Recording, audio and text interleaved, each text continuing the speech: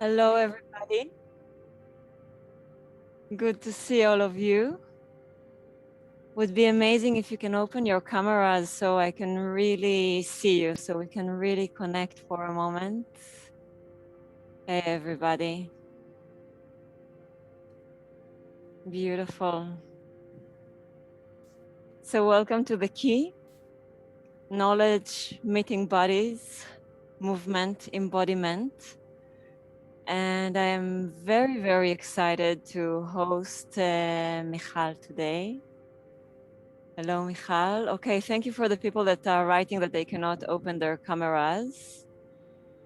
And Michal, just before we start with you, just for us to land in our temples and create space together, I want us just to feel our bodies, our sitting bones on the floor or the cushion or the chair that we're sitting on, and just shake a little bit the hands, shake a little bit the head. Take the tongue a bit out. Make some noises. Yes. Shake the shoulders, shake the chest, hearts, ribs, spine, bringing pleasure to the body. And let's rub our hands together really, really fast. Beautiful. Nice.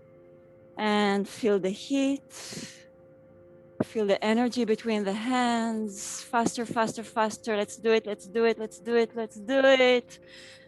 If you start to feel a bit tired, let's do it even more. Let's continue, continue, continue. Feel the heat spreading in the body, the temperature rising, and let's count together 10, 9, 8, 7, 6, 5, 4, 3, 2, 1, and just feel the energy between the hands.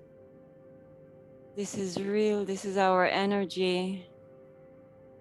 We are just energies inside some stories of our body.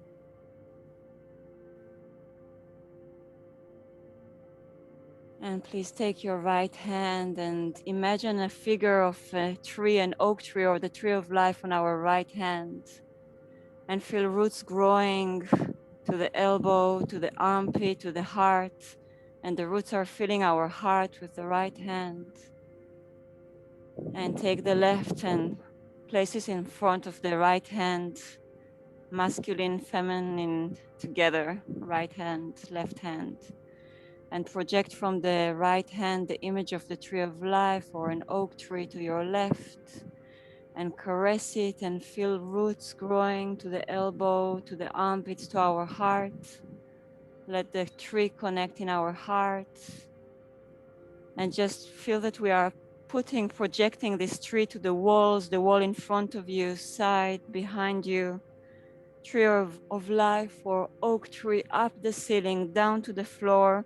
Lift up our hands and let's put a ring of gold going down to make our space today together sacred, creating a temple for this talk, and turn this golden ring around us clockwise.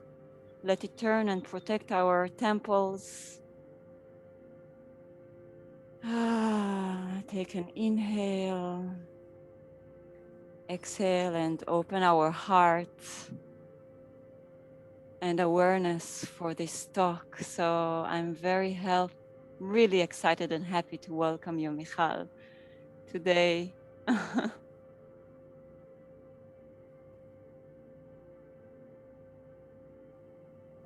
Hello, everyone. So good to see you and feel you and feel all these golden spheres. Wow. It's really people today with us from all over. So we have you in Israel, I'm in Portugal, we have in Germany, we have in France, Argentina, England.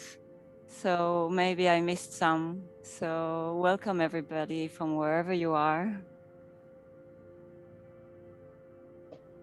And Michal. Yeah. I'm so happy that you're with me today. I heard about you for years now. And now I have the opportunity to hear more from you, and I'm very, very excited. Yeah, I'm super excited here too. Yeah. So could you tell us about you a little bit? That we Well, get to first I feel so much joy to serve at the moment. I feel that I'm sitting in the land of ancient golden spheres and temples and oak trees, and I find myself praying by oak trees all the time and communicating. And so I feel the tree of life is pretty much like embodied in my system, in me. Um, so whatever we're gonna share, I feel like so much joy just to spread it and to see all these beautiful faces. Yes. Yeah, so exciting. Tell everyone about me. Let's see. Just in a few sentences. So I'm 49. I have a daughter. She's 19. She's just about to join the Israeli army soon, which is interesting. It's an interesting position to be in. Um, I'm part of Easter faculty, um,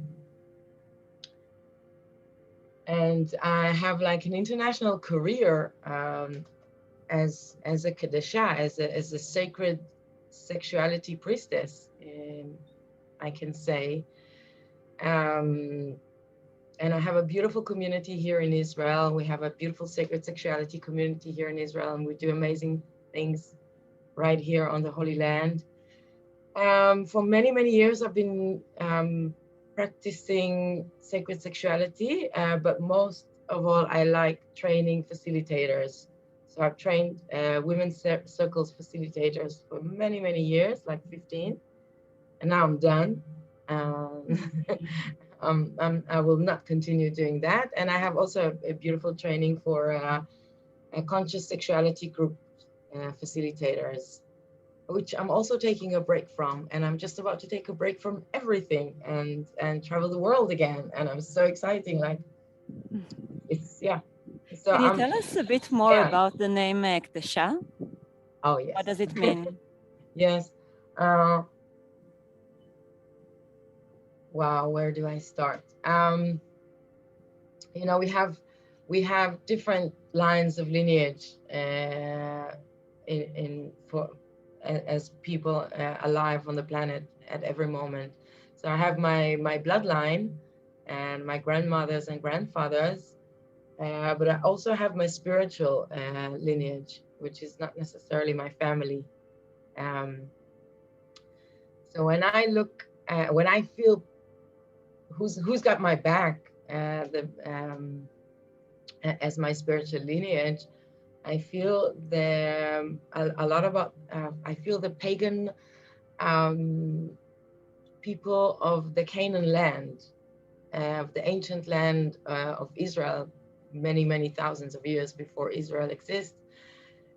But the Hebraic people were here. They're the root. They are the people that the Jewish people became people from. The Hebraic were before them, and then the Hebraic people were connected with all the pagan cultures here on this land.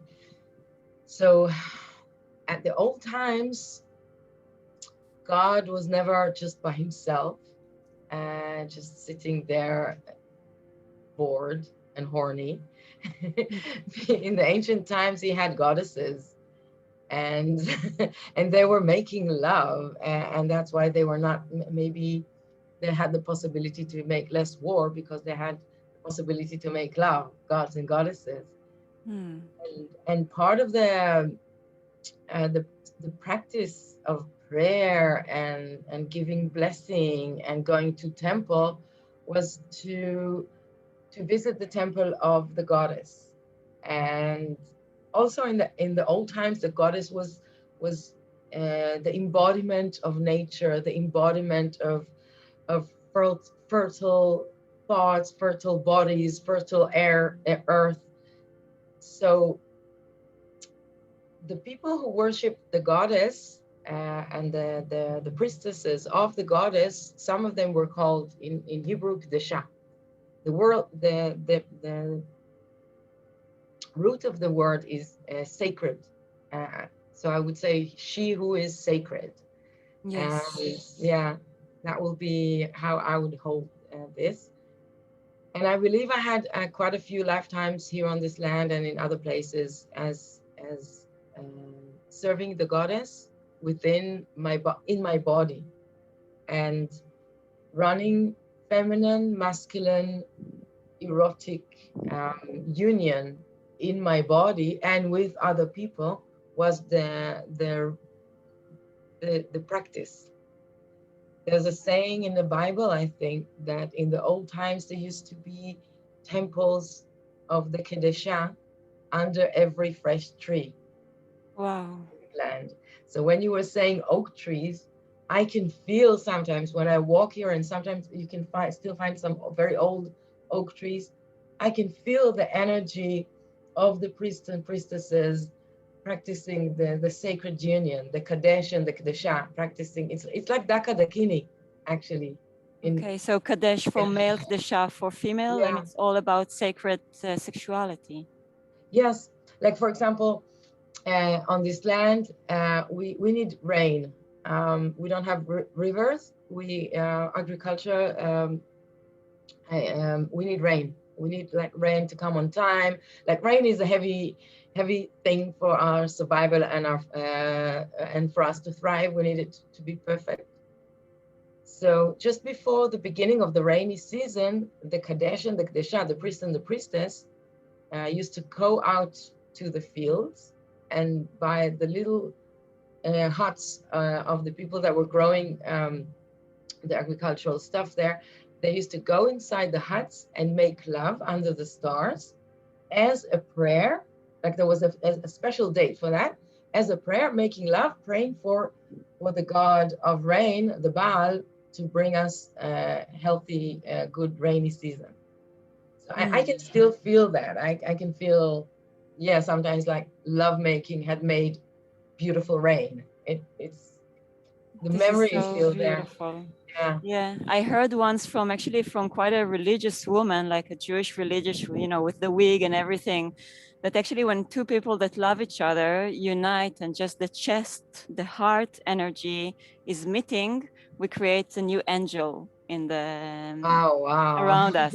So this is really beautiful, and it's really interesting to hear about the Kadesh and Kadesha, because at a certain point there was a religious revolution that was actually taking away all these temples for the Kadesha, for the female goddess. So Yeah. before this revolution, there was a temple for like masculine and feminine, right? So what happened? Oh my God. I guess Or maybe you can tell us a bit before, like how it was before, balance between the feminine and masculine. I don't really know. It's beautiful because all her story, the history of her, has been taken off the page, the book of history.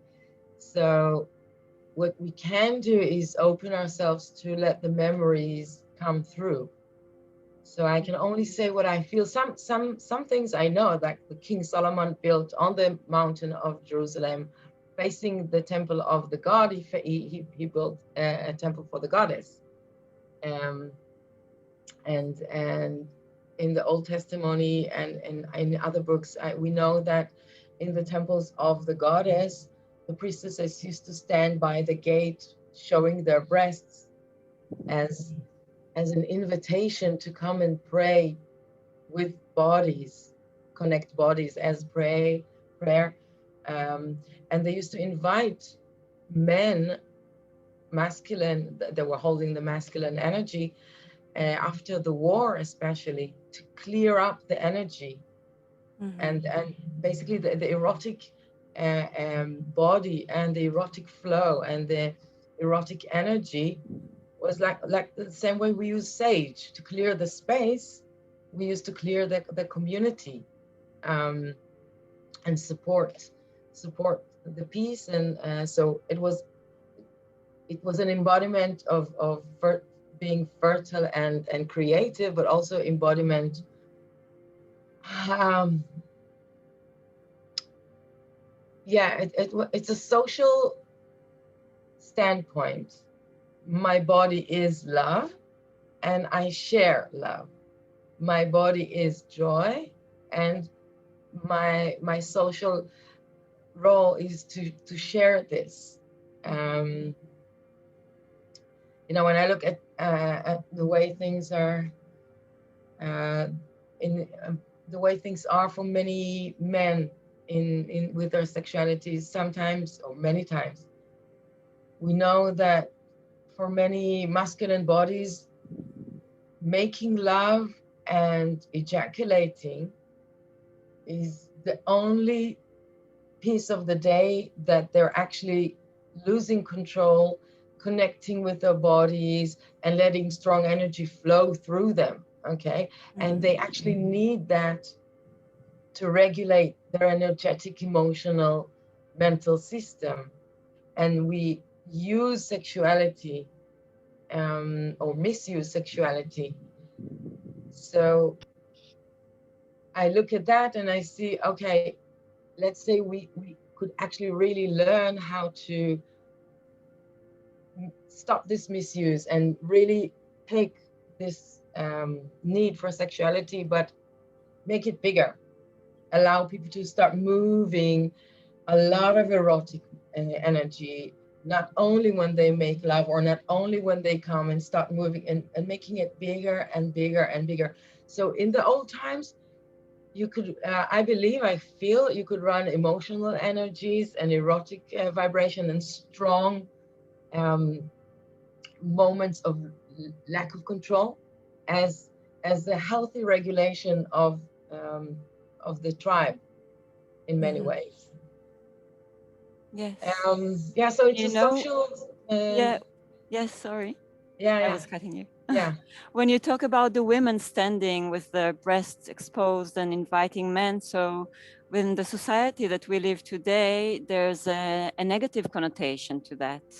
yeah, And when I try to break my limited way of thinking, I think a body is such a beautiful thing, is such a gift. And what happened that it became such a negative? Well, I think the whole there's also a lot of negativity with how sexual energy is exploded now, like with prostitutes that are forced because of many different yeah, reasons. It's not really an aware choice. So it's like the opposite of two things that could seem the same, but it's the complete opposite. yeah. So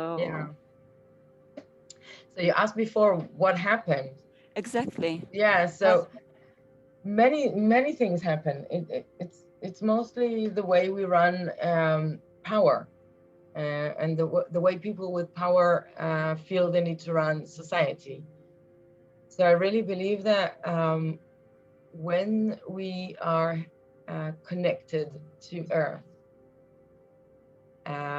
we can really receive just as much power as we need, and enough to share, and to share power with everything and everyone around us. And we need to be connected to nature, connected to God, connected,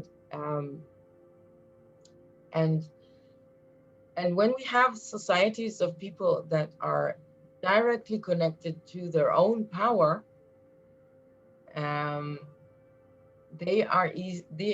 These people, it's not easy to control them because they know what they want from them for themselves. So in the old times, and when we used to live in small tribes, uh, the tribe leaders, in whatever form of leadership they used, they needed everybody in the tribe to be as much as possible in their power. It means they're in their health, they're in their creativity, they take their role in society, and the survival of the tribe was as much as everybody's in their power. This is how much we survive and thrive. And for that, you need a sexual healthy sexual system, organs, psyche, because the power, a lot of the power comes from the earth through the sexual system, through the sexual organs. yeah. Okay, that when we talk about the Shah standing at the gate of the temple, spreading compassion with her breast, this energy is not her own. She's just circulating it. She receives it from the earth through her yoni, through her vagina, and her womb is accelerating the energy, and the whole pelvic is making it really, really strong and powerful. And then it comes all the way to the heart. And because I have so much, I can feed, I can breastfeed all the time with my breast, and I feel compassion. I feed unconditional nourishment. It's not mine. I just circulate it through me. So people who stand in this much power, they're not easy to be controlled. Beautiful. You don't control their mind. You don't control their body. You don't control their the paradigm of the way they see things. So as the biggest system of when the little tribes started connecting into bigger societies, and the system started to become a minority, using a lot of power to control disempowered crowds of people, citizens, they had to find a way to deprive us from our power. And disconnecting us from the feminine, from the earth, from nature, and from our sex was just the easiest, most effective way of doing it. Simple as that. And we see the results today, like the relationship of humanity towards earth and the feminine energy in general that is suppressed. And yeah, we just see the results. We are the result. And the fear of sexuality, or making it like really low energy. Yeah, something that is with shame, guilt. Yeah. And fear. And I really believe we live in a very unique time in history when people are taking back their power. Yes. And learning how to do it, not as everybody tells us, or make us shame and fear from each other. We are the new people who learn how to share power, and having power does not mean we're going to overpower anybody. This is old system. Yes. And this old system really, really believes that people in power, who stand in the power, what they want to do is take power from others. They cannot even believe that people who take back their power will want to share it. But we are the new people, and I really believe it starts with rejuvenating our erotic energy and our sex organs back to their power. Yes.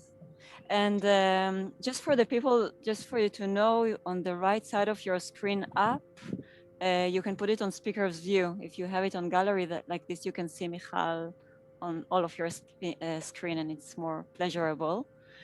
And Michal, can you tell us a bit how can we connect to our sexuality, to create, and is it connected to health, to being healthy in general? Yes, I would love to do that.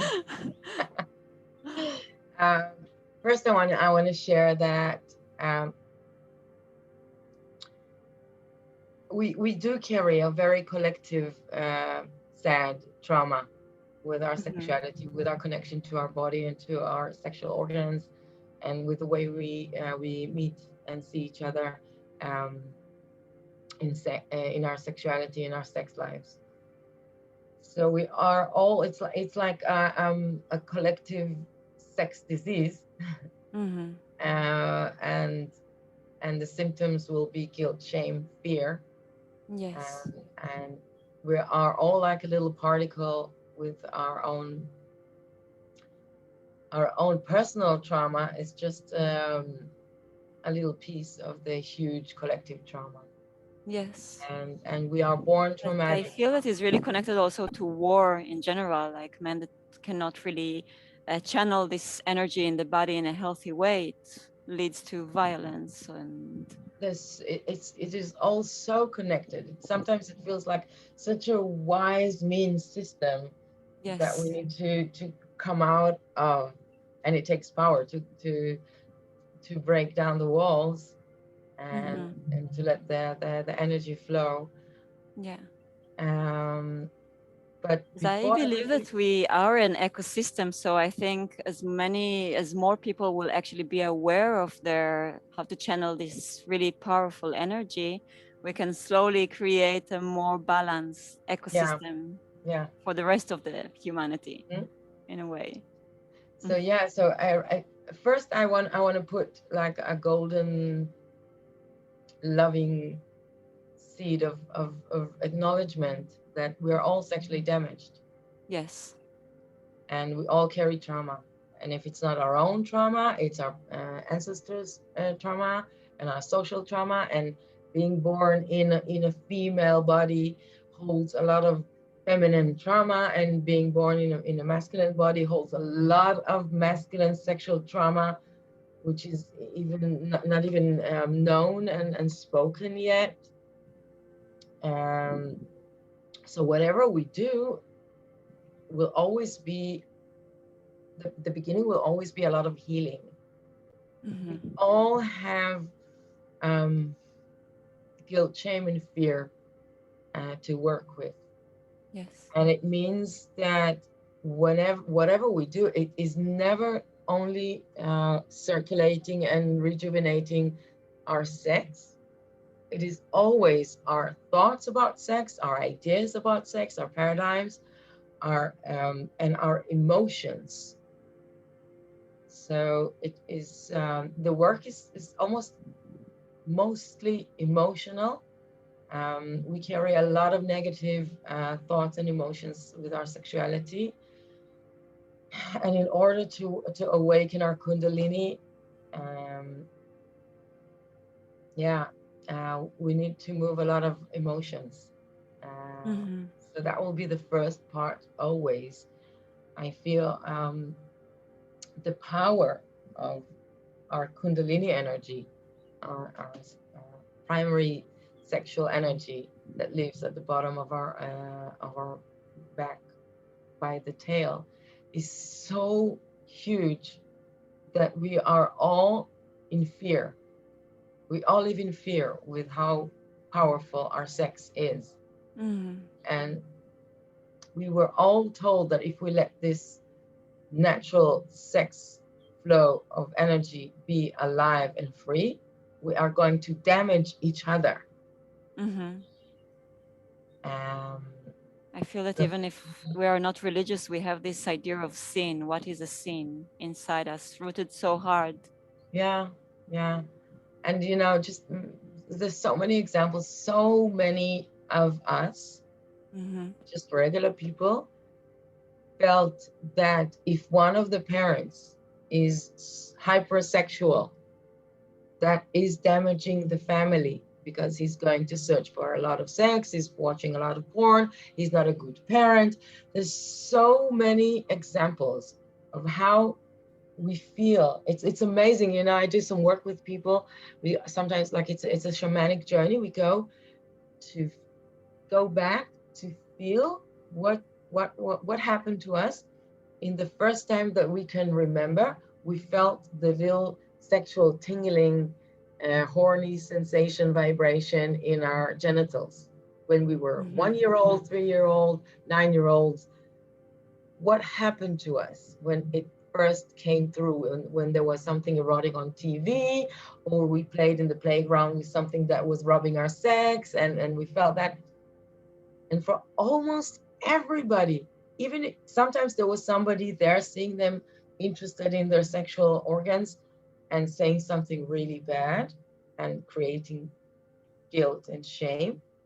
But most of the times, all of us felt that we're feeling something we should not feel, and felt Mm-hmm.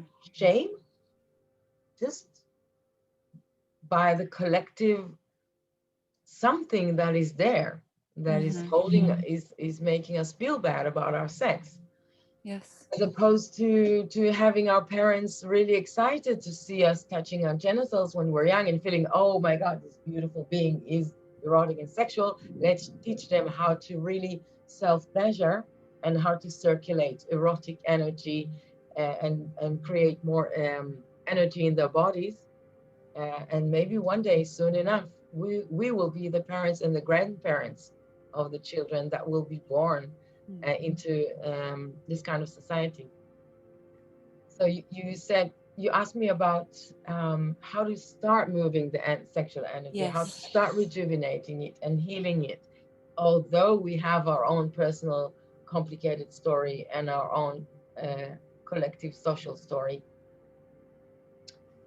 So maybe the first thing I said was it has to be obvious that it's always comes with moving a lot of emotions.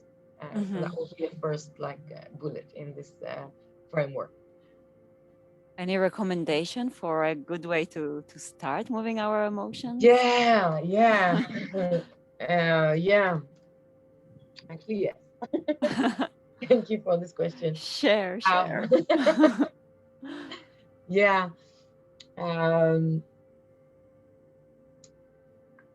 I always it's like a daily practice, but it happens all the time when I feel energy, and it can be emotional energy, mental energy, sexual energy. Something is moving through me. Okay. And if I was, for example, if I was a dog and something would be moving through me, I would definitely move my body as a reaction to me feeling something. And I would definitely wiggle my tail.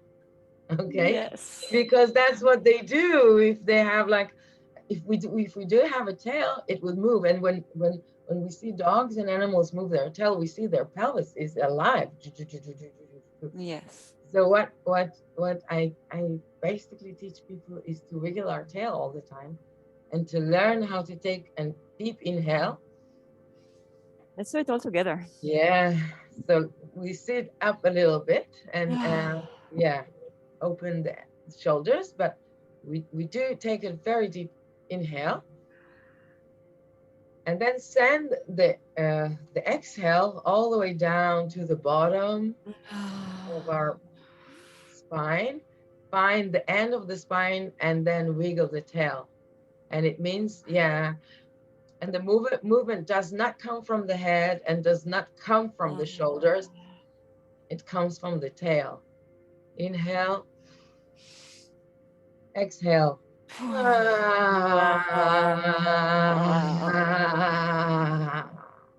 Inhale, exhale.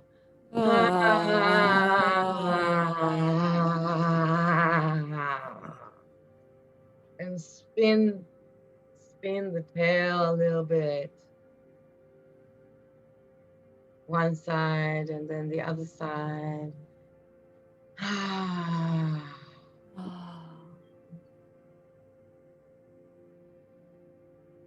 I feel like when we imagine we have a tail, it means that we enlarge our root. There's more space there for more energy, and we connect ourselves more with the earth, and we allow our sexual organs to be like a junction of energy, not the end of a body. They are connected to something that is an extra thing that is there that can move the energy. So, yeah, and this is something I do all the time. Breathing, moving from the bottom up, from the bottom top down, and doing it all the time. I had a feeling when I was doing it that, like you said, that to take the sexual energy to connect to Mother Earth through our feet, through our genitals, into the heart, that when we have a trauma or sadness in our heart, and wiggle our tail to take the energy from the heart and softly put it down there to shake, to pass through the body, or fear in the belly to put it in the tail, and that's already brings movement. So the movement goes to two directions. And it's sad because we live in a society where we sit for many hours. And we went to kindergarten when we were really young, and they put us in this little chair. And Yes. that amazing generator of energy, our pelvis, was blocked from a very, very young age. And we will continue sitting, but if we allow, we use so much of our heads and brains, upper brain energy. If we wiggle the tail, it takes the flow of energy to our bottom brain, Yes. to our sex, to our womb, to our testicles that are so energized. Testicles are so energized. Yeah. And wiggling. Creates life. Exactly. 24 hours a day, every day. It creates seeds of life all the time. It's so powerful. Yeah. My So mother did her whole PhD sitting on a Pilates ball. So for the people that really needs to sit for a long time, I really recommend buy your Pilates ball and do your computer work. yes, Still definitely. moving Yeah. our chi energy center. Yeah. Yeah.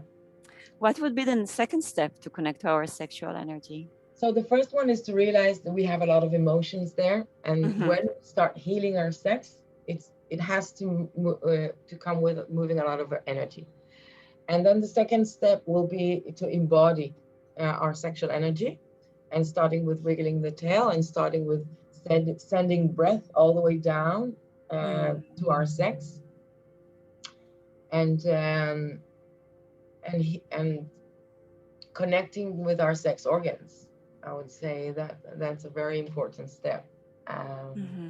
We're so disconnected. Sometimes I feel like the longest destiny is between a woman's consciousness and awareness and her sex, so Yoni, her vagina. So starting to look at our sex organs, starting to get to know them by ourselves, start to give our sex organs pleasure instead of taking pleasure from them to serve us. In some ways, start worshiping them ourselves. Getting to know, listening, loving.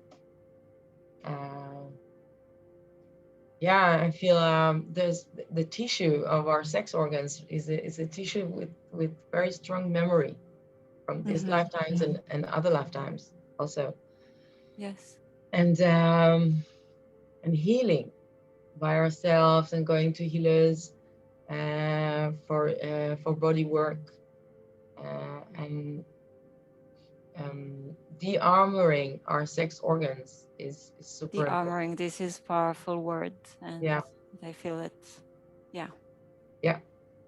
Because if everybody sees you as so dirty and dangerous, if me as like I'm the mummy of my organs, and if I feel that towards them, and I carry so much shame and guilt and fear, and that's the energy they carry. So there's a lot more to it, but that's an important path. Yes. Yeah. So you recommend just to touch the, it doesn't mean to each time get to an orgasm or anything, but just to just connect. I would even say just to put a hand, don't even need to be naked, just to put a hug, a hugging hand on our genitals, masculine, feminine. Yes. Just to give a hug, just to say hello for a few moments, not to take them for granted, not to ignore, to be present with. And then after a few moments, to put another hand on my heart. Okay. And to create a connection between my sex and my heart. Yes. And let my heart speak to my sex. Beautiful. And then my sex speak to my heart. Can you give us a bit of take us through a journey that week? Because I guess for some people to say the heart connects to the sex and the sex connects to the heart, how? It's the same way as we imagine a tree. Okay. Okay, everything is possible. Everything is possible. Yeah. Sure. You know, yeah, I feel I have changed many women's lives just by taking them on a journey like this in groups. Okay.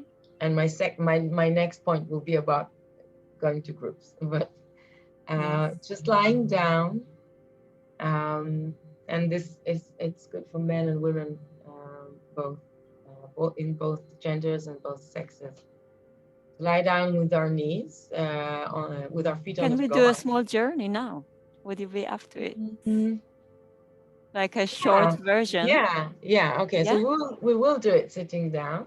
It's good. We Thank can you lie for this. down. No, we'll do it sitting up. Sitting. Okay. Yeah, it's possible. Yeah, so let's take a deep breath. And when we inhale, we feel how soft, how we can soften the front of our bodies.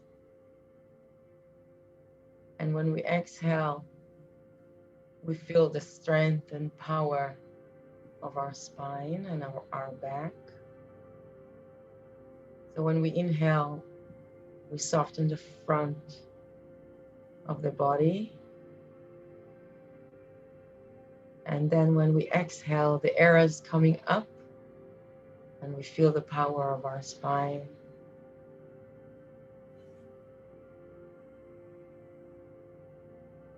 And we do it a few times more again. Soft inhale.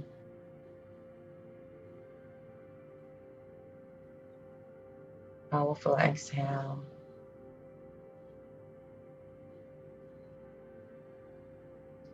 And now we take our attention to where the air that was going all the way down is starting to go all the way up, which is just between our feet by our genitals.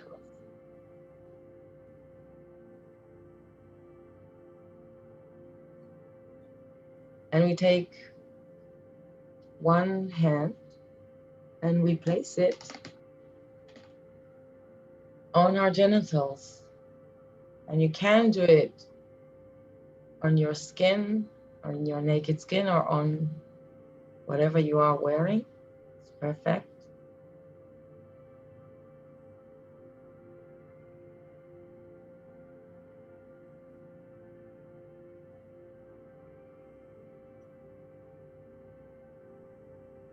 And we're just sitting with our hand, giving a hug to our sex.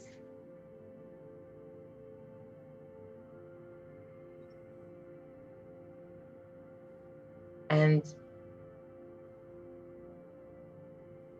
in your imagination, see your sex organ that you're putting a hand on as much as you can remember the way it looks like.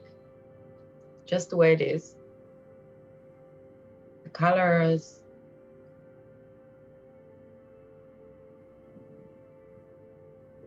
type of skin.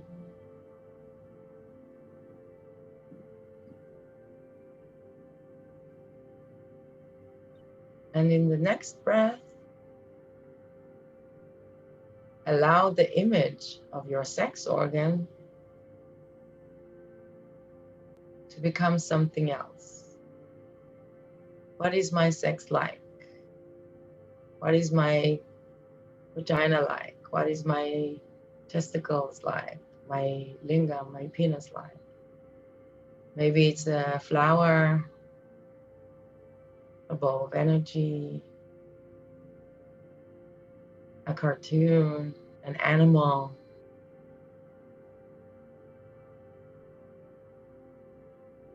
Any image that comes to your mind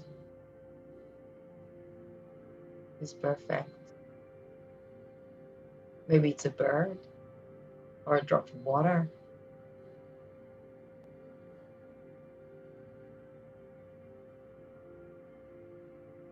Maybe it's fire.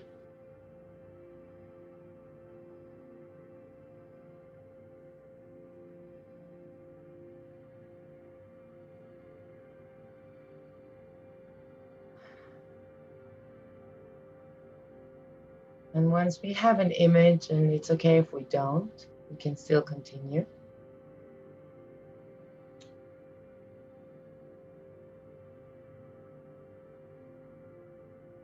You can ask your sex, ask your yoni, your vagina, or your lingam,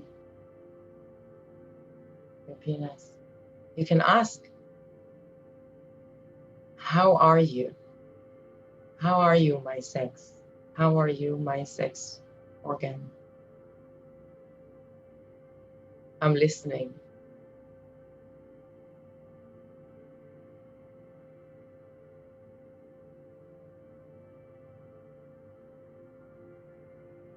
And listen.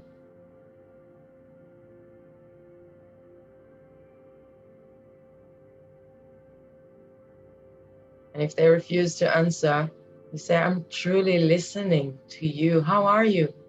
How are you physically, emotionally, energetically? I'm really listening.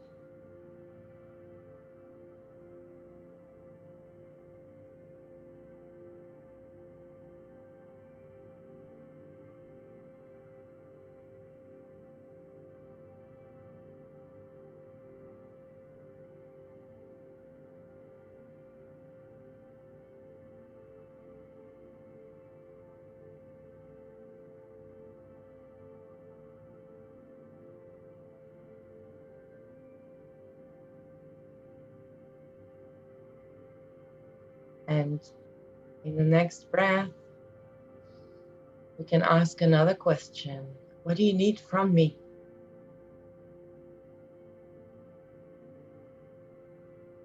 What do you need from me? I'm really listening.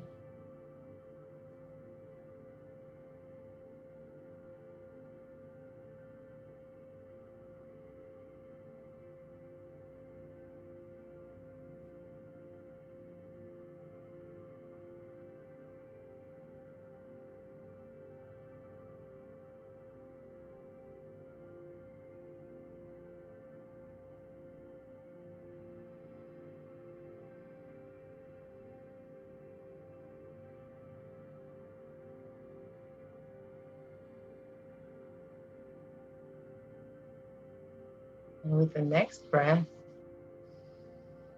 you can ask, what is your name? How would you like me to call you? I'm listening.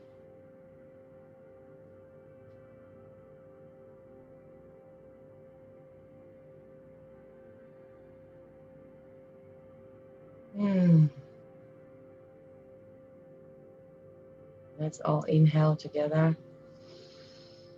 Exhale and wiggle the tail with sound.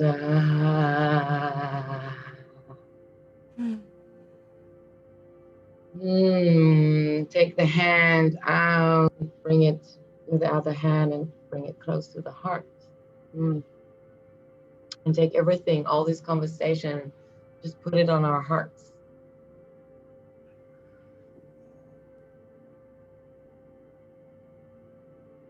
And give thanks.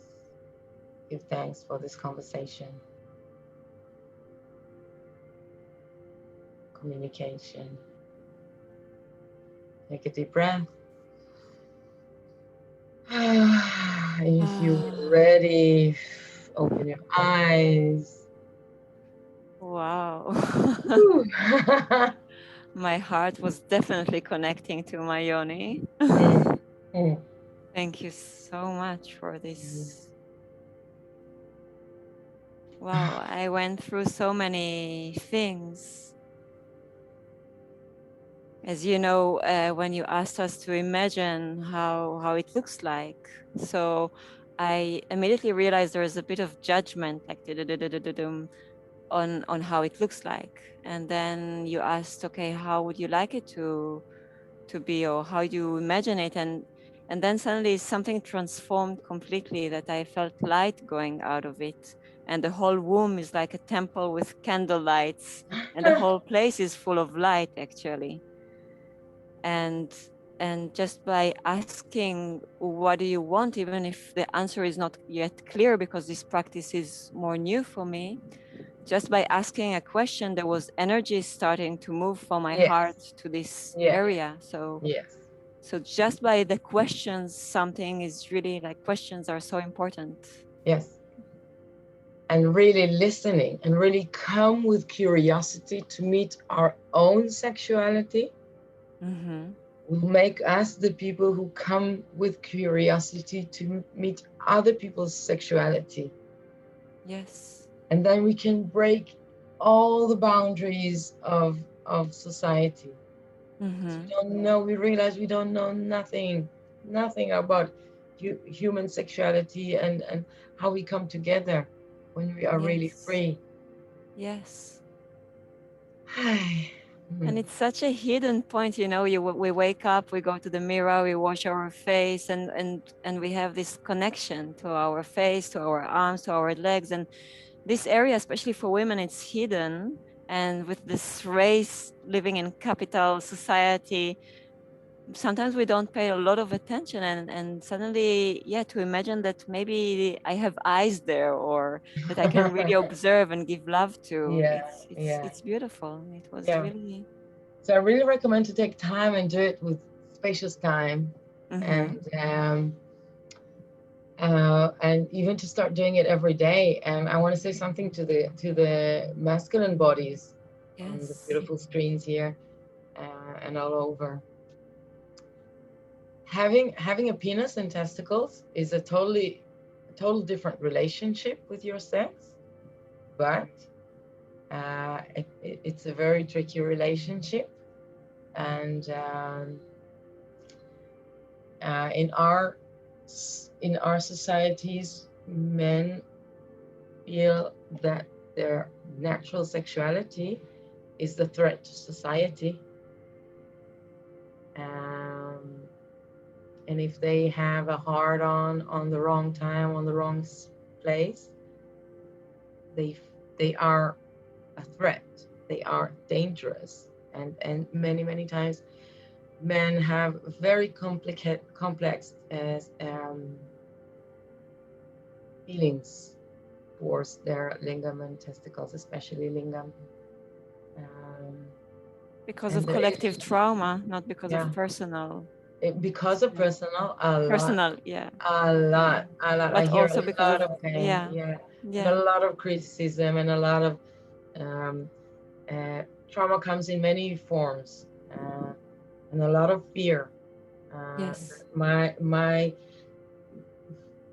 a lot of the self image and self worthlessness is standing on a tiny lingam that a Mm-hmm. man never feels Mm. that it's never big enough, never strong enough, never enough. I'm not enough of a man because something is not working strong in as much power as society told me it should be. There's a lot of pain there, a lot of sadness, and a lot of emotions kept in the tissue of the penis, just the same as women, and even less acknowledgement of that being alive.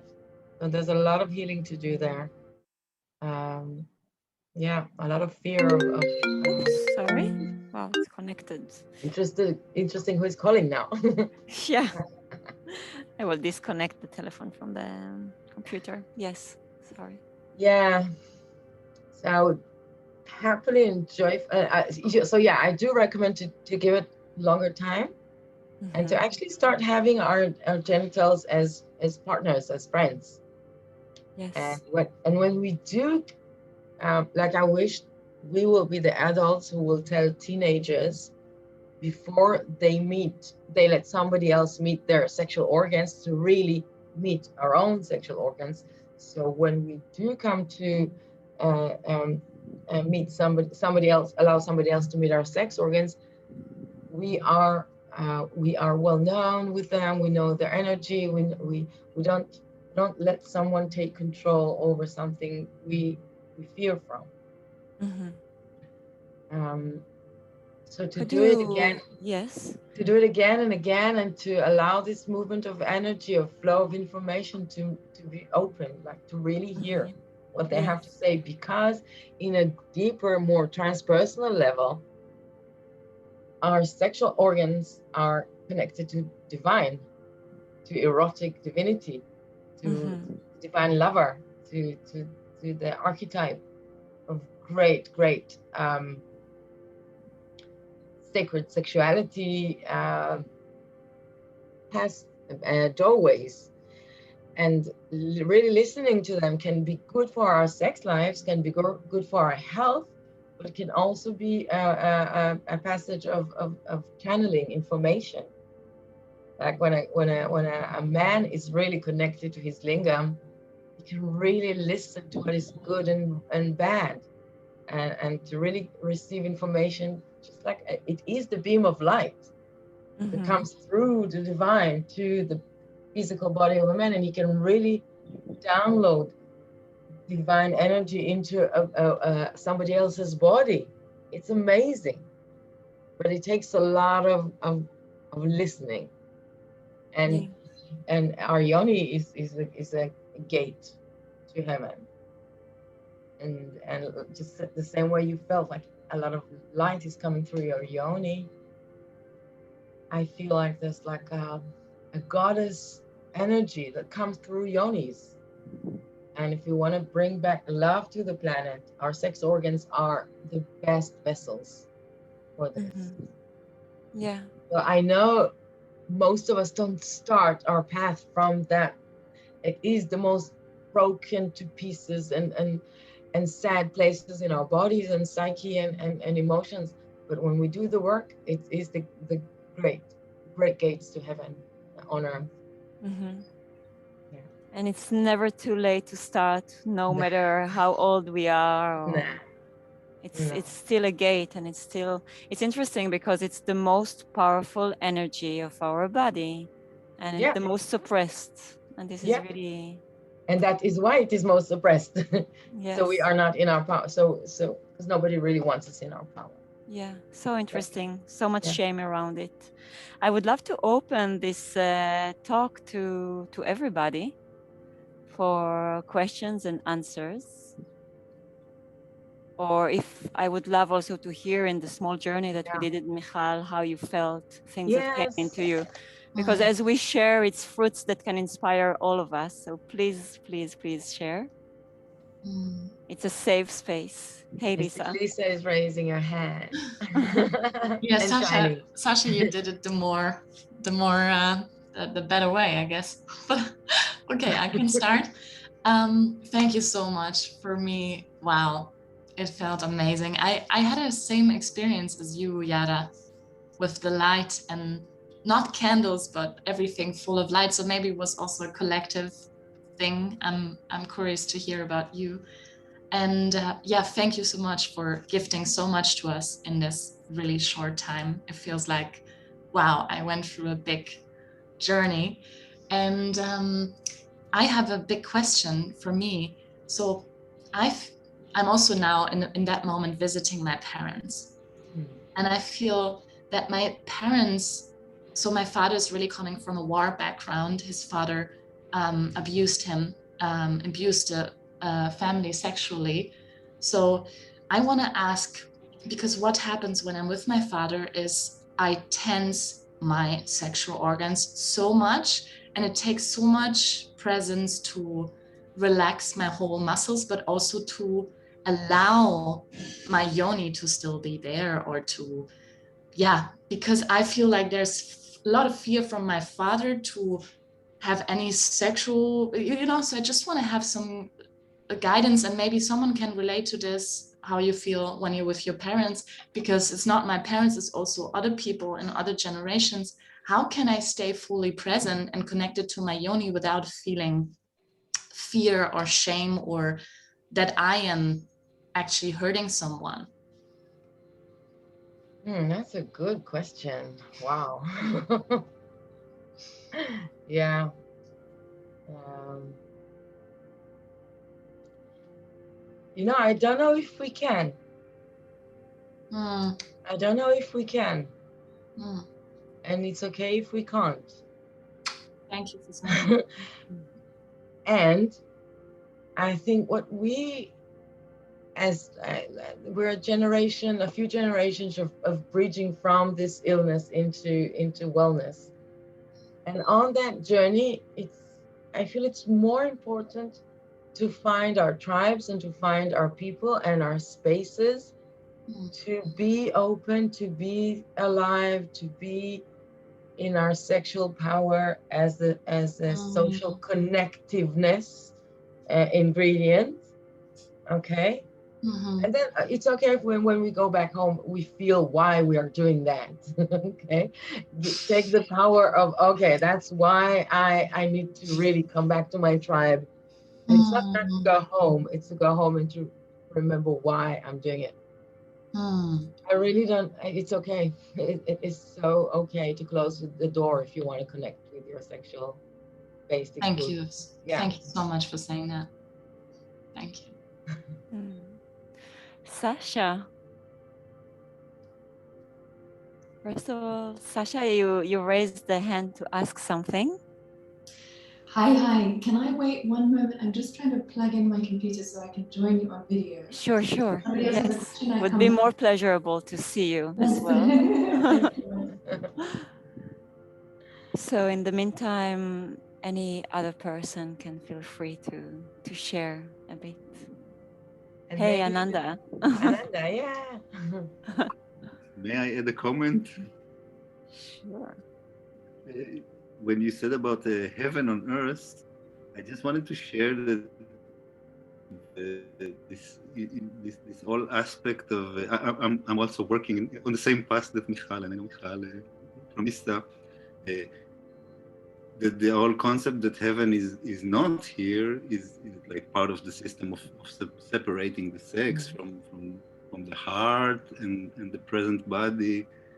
And yeah, I just wanted to close this. You said heaven. Yeah. Heaven is here. Yeah. So heaven is here and God is within. Yeah. God is within us. Yeah.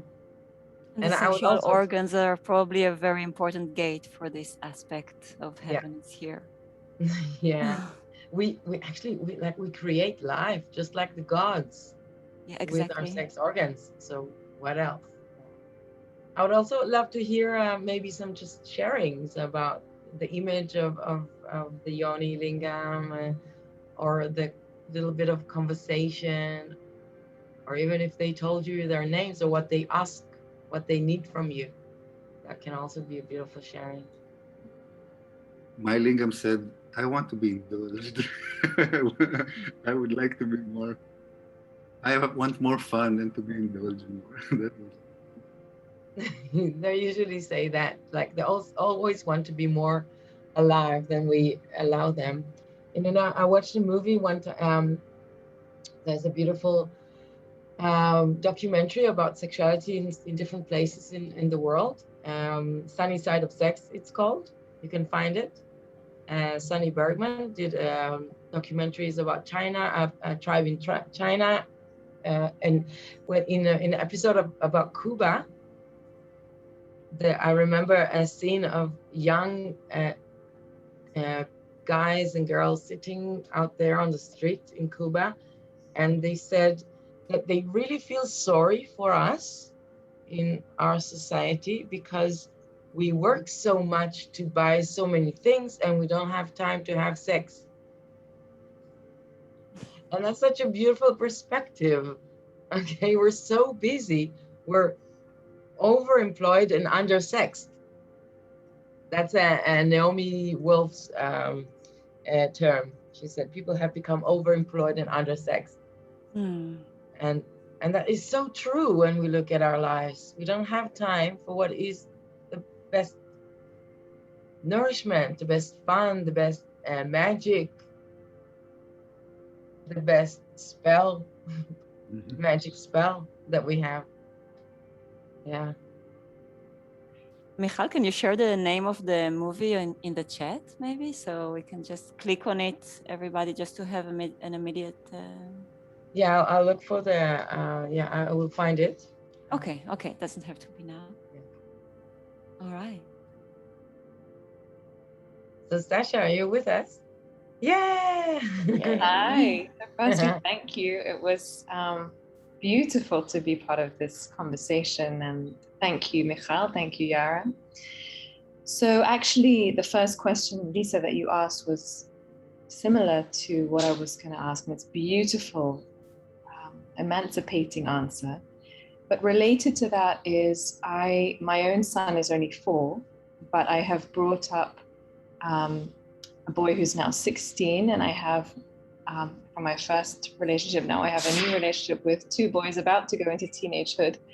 And I felt, when I have my own children from decades, how am I going to deal with this where I can really create the space for them to be free and healthy in their sexuality? So, I imagine it's a much longer conversation, but if you have any pointers or starting points for this, I would be very, very grateful. Ooh, again, I will open my answer with a lot of compassion. Most probably, we're not going to do it in the way we want to. Okay. We're going to want to encourage them to touch themselves. But as soon as something complicated will happen, we'll find ourselves shutting and radiating fear instead of the love that we want to radiate to them. Yes, it's going to happen. We're going to make mistakes. But I guess what we want to create more than anything else is communication about sex, to bring the unspoken to conversation, and to not leave them alone the way we were left alone. I think the loneliest feeling is like having your sex hormones starting to be active, and then realize, oh my God, now I'm alone. I have no one to really talk to about this. And the lucky ones had. And you look young enough to probably have had more communication with elders and with friends than I did. But I think the most important thing of it is to separate loneliness from being sexual. Yeah. Amazing. Thank you. Yeah. Michal, could you recommend, because we're talking about teenagers, or like what would be a format for a teenager to connect to healthy sexuality? There's no format. Our children are different from each other. Some teenagers and children are more curious and more sexual, and they have more drive, and some have less. And it's really important to notice that we don't follow any model or modality, none whatsoever. Yeah. To be available and to show them availability of other grown-ups, okay? Because many times it's not us for them to bring the answers to, the questions to receive the answers from. They need cousins, grandparents, our friends to be with them. But availability is really important, and to know that they're gonna need different things. Like you can have 2 boys or 2 girls, and they are going to be curious in different levels, and allow them to be. And it means yeah, and in many ways to just be healthy with our sexuality as much as we can, you know. And I remember when my daughter was like, I don't know, maybe 2.5, okay, and I saw her picking up some paper from the carpet and taking it to the dustbin, okay, and I never taught her that, but she saw me doing this. So we learn more by observing and feeling than by being taught verbally. So just being more connected to our bodies and our genitals, and that's the best we can do, I think. Very slowly cleaning the shame and guilt out of our systems with patience. Yeah. Okay, we have time for one more sharing or question. I have a personal question to you, Michal. I don't know if you're willing to take a personal question about you. Yeah. I'm a public being. You told us that your daughter is going to the army. Yeah. How do you deal with it, with your ideas and beliefs? Wow, there's a lot of feelings and thoughts about that. Yeah, there's a lot. I'm super happy. I see a very beautifully motivated being that wants to serve the country and wants to serve the society. And unfortunately, we do still need air forces, not just Israel. Many countries still need air forces and armies to feel safe. I see a big contradiction between what you told us for an hour and between your acceptance of your daughter choosing to become a soldier. Acceptance. Yeah, I know. I'm with you. I'm accepting that. I see a lot of contradictions around me. So many. Seriously, so many contradictions.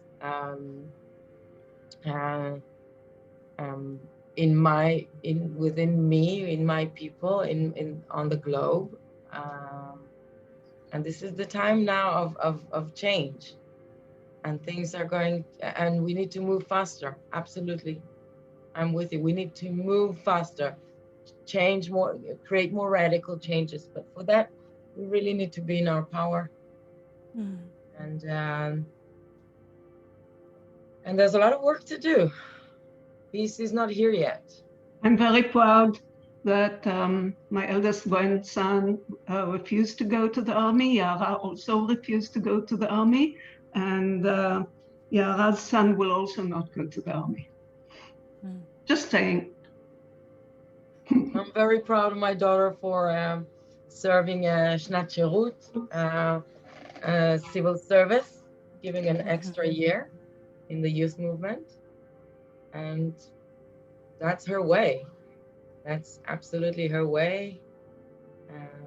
And I'm in support. Okay. Yeah. Thank you. Thank you for your reply. I appreciate everything. There's a place for everything.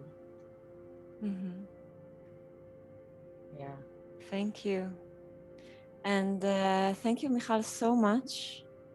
This was for me, you know, I'm a person that all my life I connect to movement and to my body, and especially like shaking traumas inside the body. And still today I learned so much from you. And I'm so grateful to make this contact, and I feel that it's an opening for so many more questions and curiosity and healing. And I feel this is really like a really rooted space for healing. Like this is a space that is really calling for healing. Yes, thank you for having me, and for all this listening and being really curious about it. And I have something I really want to open my heart and invite everybody to find conscious sexuality groups and to start new little societies. I call it like sparkling water consciousness. Every time we have a group of people that set our sexuality free in a conscious, mature, healthy way, even if it's for 2 hours or for 2 weeks or for 2 months, there's a bubble of new consciousness. And before we know it, it's not what we're not living in this dirty water. It's sparkling water of new consciousness. And this is the way to change our point of view around sexuality. We cannot just do it by ourselves, because what we feel around sexuality and the way we are as sexual being has been created in society, and it will be changed in a social structure. Just so we have to, I feel like I call everybody go to groups and do it in group work. Beautiful, beautiful. It feels really aligned. You know, you're saying it, and I feel a call to start to go there, to walk in this path. Thank you so much. Thank you so much, Michal. And Shabbat shalom. Shabbat shalom. And thank you, everybody, for joining us. We are already creating beautiful energy through this being together and connecting good intentions. Yes. And we will have another meeting with Kadesh, with Ananda that is with us, to have the masculine approach to sexual energy. So I will send an email about it. And have a beautiful Shabbat. Love to all of you. Yeah, Michal, I also wanted to thank you for what you said about, because I loved what you said about the difference between masculinity and femininity, about for the masculine body to let the light passing through your body, and the feminine energy more as the gate. And that gives a very equal approach to receiving, giving, and let it pass through the united body. So I really loved what you said about that. And thank you for the class as well. Thank you, Raina.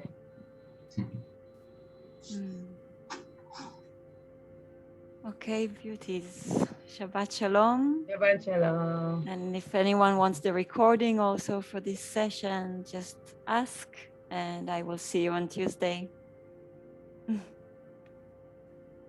Ciao. Shabbat shalom. Shabbat shalom. Ciao. Shabbat